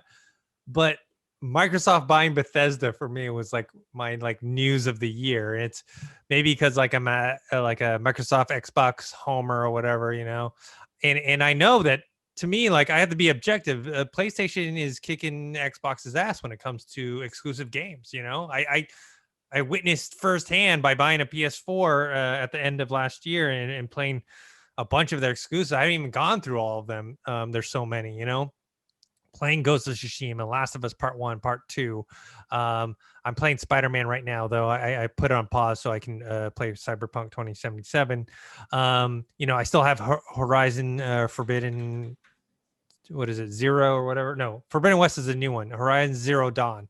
Yeah, I have which that is on amazing, the back. by the way. Uncharted. I have the whole set of games. I've played it before. I just never finished it. So like, Xbox really had Halo and Gears of War, and that was really it. I know I'm not a big car guy, a driving game guy, so for some people, Forza's it.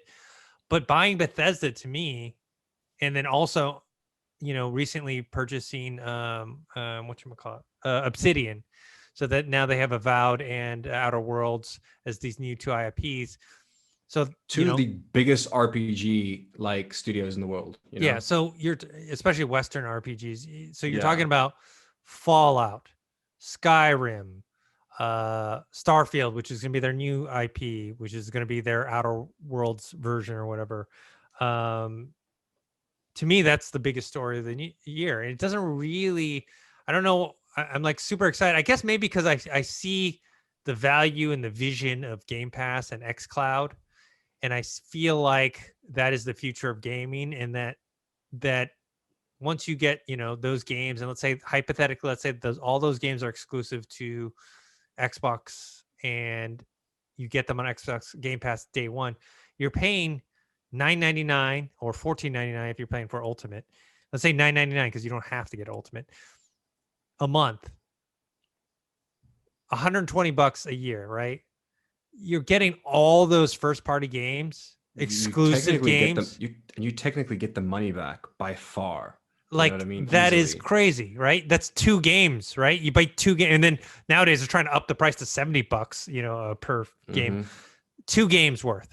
So if you buy more than 2 games a year, you're getting your money's worth, and you're not waiting. There's no time like, oh, I'm gonna get Halo Infinite, but I gotta wait a year before it hops onto Game Pass. Plus, you get the whole library of stuff. I mean, I told you I just got Game Pass. I looked at the library. There's tons of games on there I want to play. Games that maybe I was like, oh well, I don't want to shell out the money for, but now I don't have to. So I feel like that Same. move. Yeah. So I feel like that move. We just talked about Perfect Dark. Perfect Dark is not my first or favorite choice for this new initiative to start with, but maybe they're gonna show me wrong and be like, this game is just awesome, right? That's gonna be exclusive. It's gonna be quote unquote free on Game Pass, free to play. Like, so to me, like buying Bethesda means Xbox is in it to win it, I guess. So that was my favorite game news piece.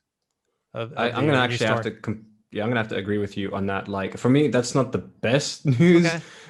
It's for me, it's sitting right in between best and disappointing news, but it's definitely, like, in my opinion, really is news of the year, because that's going to the implications. Biggest news, maybe. Yeah, it's just biggest news in general, whether it's good or bad. Like I'm kind of on the fence in that, but it's big nonetheless, and that's something we're going to see the effects of in the next 5 years. That's like the implications are going to last years. You know what I mean? Other than that, actually, funny enough that you mentioned Perfect Dark, that for me is some of the best news I got this year. Not just because, like, I mean, yes, I'm looking forward to Perfect Dark, but I'm looking forward to what they're going to do after Perfect Dark. If they're willing to remake or redo Perfect Dark, maybe they're willing to remake and redo some other things like Dino Crisis. You know what I mean? Like so that's what got me a little excited there for that. Let's see the best gaming news. Let's see. Oh man, I completely I blanked now for a second because we got so into what you were talking about.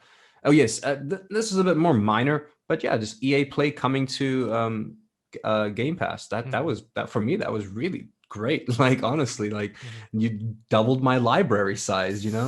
I mean, I don't get to experience it yet. The EA Play is only coming to Game Pass for PC, I believe, next month or the month after. So it's not on Game Pass for PC yet. But I'm already paying for Ultimate because because when I switched over to Ultimate, it redid my $1 for 3 months thing, or $1 for 2 months. So it's like I'm technically only paying $1, and then by the time that free period is up, EA Play is going to be a part of it, and then I don't have a need to downgrade my subscription. I'll keep that upgraded subscription. You know what I mean? So yeah, EA Play mixing, because I had both in the beginning of this year, and I remember talking to you about that. I actually did pay for both, and I had both. So that was some of the best gaming news I got this year, was the fact that it's all now together under one umbrella, same price, and it's just it's affordable. It's super affordable. Cool. Anything else? Let me skim what I got over here real quick. See if there's anything that surprised me. I feel like we should mention this. I didn't like the game. It wasn't for me, but people loved Crusader Kings 3. In terms of like a strategy-based game and like building your kingdom. That may have gotten a 10 out of 10 if I'm not. Like that got great reviews. People loved it. It's not my type of game, but it did huge. I mean, what's its score here? It's got a 91 on Metacritic, you know what I mean, for PC. That's you might like it. It is on Game Pass for PC, so you can try it out. I tried it out, not really my cup of tea. It's just, I don't know, it's a little overwhelming for me in terms of mechanics and like trying to get into it. It was a little overwhelming in that regard. Let's see what else we got here that I want to, anything else worth mentioning? No, not really. Yeah, that's pretty much all I got. All right, cool.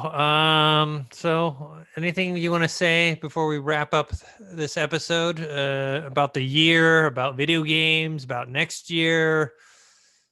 Well, first of all, thank you guys so much for watching and sticking with us throughout this year. Yeah. I know we haven't been uploading as regularly. There are issues beyond our control. Yeah, no, just thank you to the audience. Thank you to the people who are watching this. Thank you to people who are commenting. Thank you to the people who joined our Discord and who have reached out and have asked questions. And like, I appreciate that. So yeah, no, thank you to the people. And then other than that, man, like, look, keep gaming. Games are gonna keep coming out. I wish I had words to explain this. Like, I'm looking forward to next year and the year after and the year after. Like, next year's also lining up to look like a pretty good year for gaming. You know what I mean? I'm probably gonna get myself a 3070 next year when I get the chance. Wow. I don't know, man, because it's like it's difficult. It's a difficult decision to make because I do want to get myself a Quest 2 really, really badly. It's just difficult getting it in my country. I don't know if Amazon has stock again. That might be my best option, is to get it through Amazon, because they do deliver from the UK to here. Okay. So if Amazon in the UK has stock for that, then yeah, I was looking forward to that. Other than that, yeah, no, I'm gonna be streaming full time starting the New Year's. I started a new Twitch channel, started a new Twitter account, and it's a secret account, so I can't share it. But I'm looking forward to that, because I've decided like to be one of those masked YouTubers, you know. So I got, if you guys ever come across some content with for some dude wearing a mask while gaming and they're like, I recognize that voice, keep my identity secret, okay? I want to be one of those faceless YouTubers because I like privacy. I don't want to you know, I don't want to deal with drama. I like my privacy.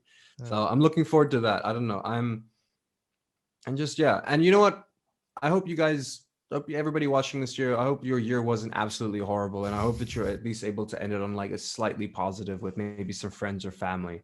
And be safe out there. Please be safe out there. You know, that's all I got. Wear a mask. Yeah, did you know that it's now, as of yesterday, it is legally enforced in South Africa to wear a mask, or you could get a possible jail time of 6 months. I mean, it's legally enforceable here, but the police aren't actually enforcing it. Can you get jail time for it in LA? No, it's a fine. Okay, it's a fine, but police aren't even enforcing it. I just went to. Did you ever go to like Runyon Canyon for hiking? Yeah, I love Runyon Canyon. We used to go hiking up there. Try to jog up there once and regretted it. Yeah, me and my lady went up there a few days ago. I'd say a good 40% of the people weren't wearing masks, or they would have them and they'd have them. It's like just dangling over their ear, even, or just, and it's not like they were like drinking a water or running. something. Like, I think running is one of the only excuses, you know, you can, but then it's like keep away from people, you know. So I don't know.